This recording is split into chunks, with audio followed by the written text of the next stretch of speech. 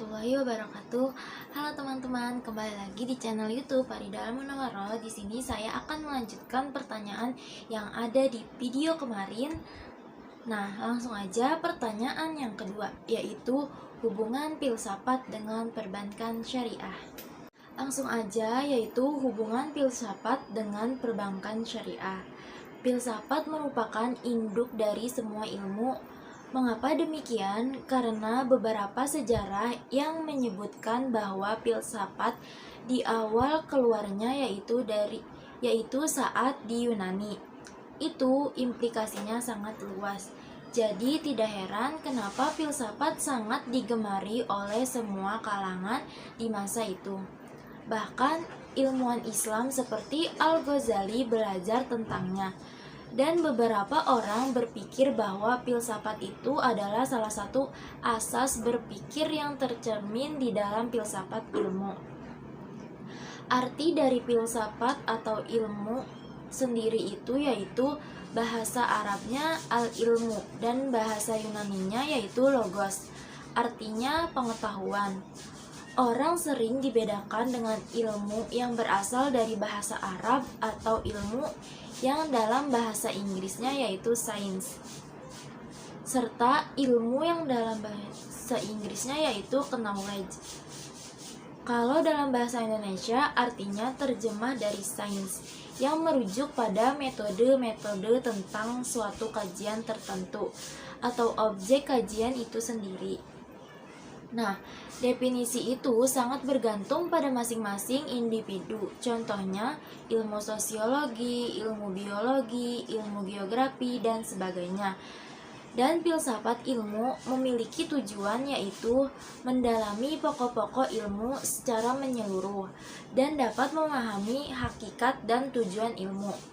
Menjadi pedoman para insan bagi yang tengah mendalami salah satu persoalan ilmiah dan yang non-ilmiah.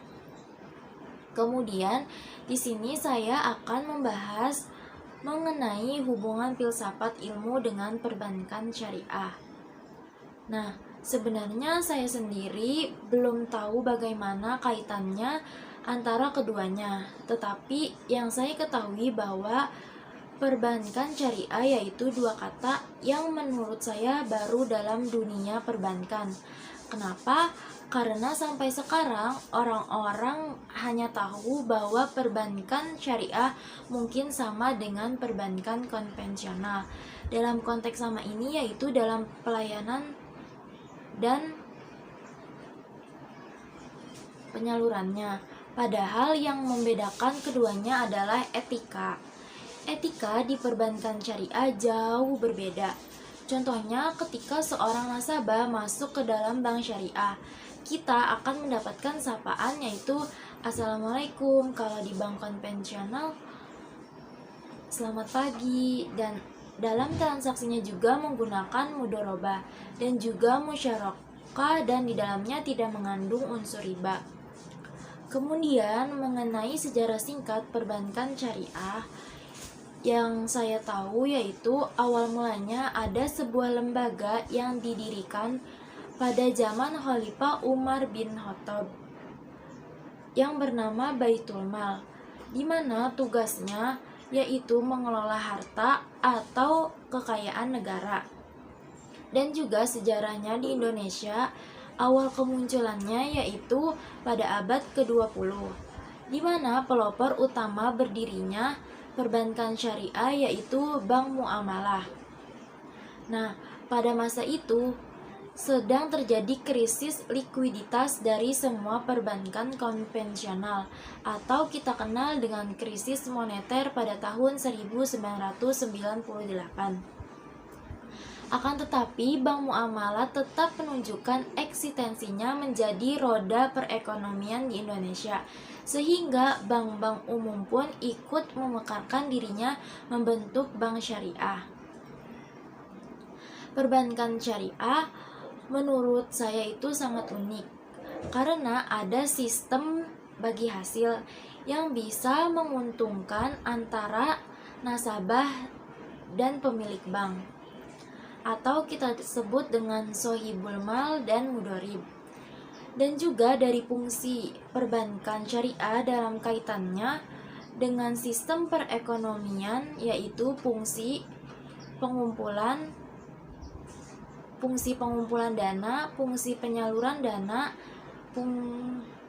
serta pelayanan jasa. Dan dalam produk penghimpunan dana terdapat produk giro, tabungan, dan juga deposito.